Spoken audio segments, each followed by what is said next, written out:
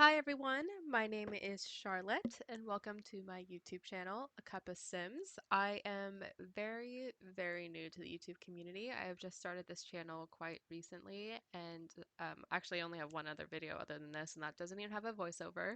Speaking of which, this is my first voiceover ever, so please be gentle with me. I might invest in a better mic if I get some consistent viewing. Wow, I can't talk. Some consistent viewers in the future. So stay tuned if that happens. That'd be cool, but you never know.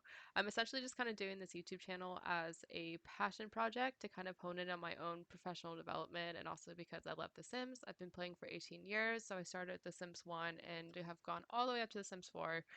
Right now, I have been playing a lot of The Sims 3.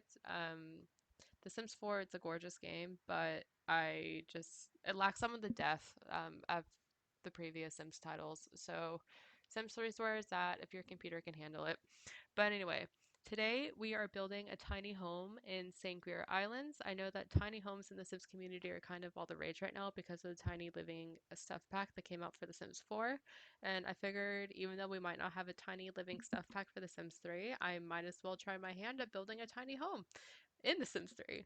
So that's what we're doing. It's called Rosewood Starter. As you can see, there's some like pinkish rosy tones throughout the exterior of the house. That's going to carry on into the interior of the build as well, as you'll see in a minute. But also with Sanker Islands, this is a gorgeous role that I highly recommend. I've linked it down below in the description. It's on Tumblr, and I apologize if I'm mispronouncing this name, but it's by Nixless or something like that.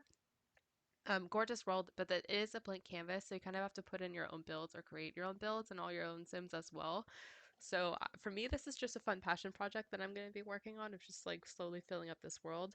As you can kind of see on the outside, all these shrubs, flowers, bushes, grass, whatnot, all around the build were actually already there and placed by the world. Same with the picket fence. This particular area, wow, I can't talk today, I apologize. This particular area was kind of already a white picket fence community with like really tiny lots. I think this lot is only like 10 by 15 or something like that. So I just kind of want to put a lot of tiny lots throughout this entire thing and might as well like upload those videos as well. But yeah, anyway, I highly recommend you give Sinker Islands a look and download it for your own game if you haven't already. 10 out of 10 would recommend. But as you can see, we're working on the kitchen for this build. I decided to do all the wall colors last. Sometimes I like to do that to really hone in on the colors I use on the build so everything looks good together. I just find it easier. We had some pink tones to the counters. And for this build, I've used some CC and some custom patterns, but I kind of try to do like almost a 50-50 ratio where like some things were CC, but then some things aren't CC in case like you guys aren't really into like having a lot of CC in your game. If you choose to download this lot, it's still definitely playable, especially if all the EPs and SPs for this particular game. And because this is a tiny home, I just had like the bathroom be a separate home, but there's no separate room for the bedroom. I just kind of incorporated that into like the whole main area of the house.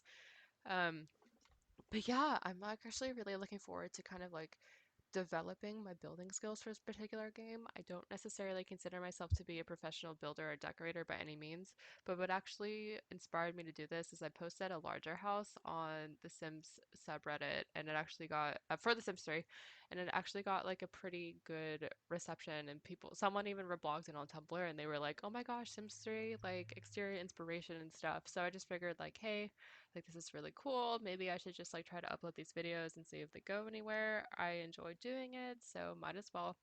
Plus, as you guys might know, right now in the world, the whole coronavirus pandemic is happening. So people are like kind of told to social distance themselves anyway. So what better opportunity to stay and play The Sims 3 and create videos than when everyone's talking about social distancing?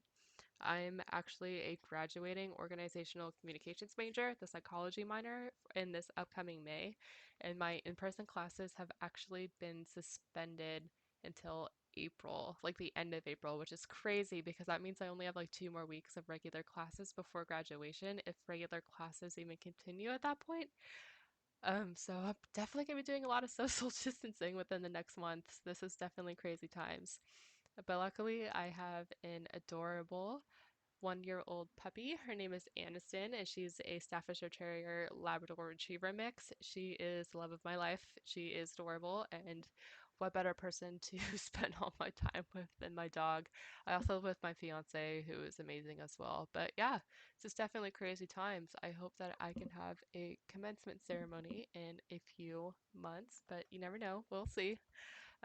Anyway, now we're just kind of working on the living room and bedroom of the house. I feel like even though the rooms aren't completely separate, it still manages to fit together pretty well. I tried to use a lot of plants in this build as well because I imagine the sim that would actually live here would be kind of more on the feminine side, but also be really into nature and probably has the loves the outdoors trait. It kind of matches the environment around the house as well since there are like so many plants outside. One thing, if there was more room on the lot, I might have added a little garden, but you can always add that in yourself. This build only costs like 14,000 something simoleons, so like they'll have, if it's just one sim, they'll have an extra 2,000 simoleons left over where they can do whatever they want with. But yeah, that's pretty much like, I know we're almost coming towards the end of the build. This one's a really quick one, but I definitely plan on trying my hand at more like tiny homes in this community. So maybe I'll upload those as well. And I think we're gonna jump into the screenshots before we know it. But yeah, like give this video a like and don't forget to subscribe if you do want to see my progression with these different Sims videos. I'm pretty excited to start doing this from time to time, so I hope you guys enjoyed.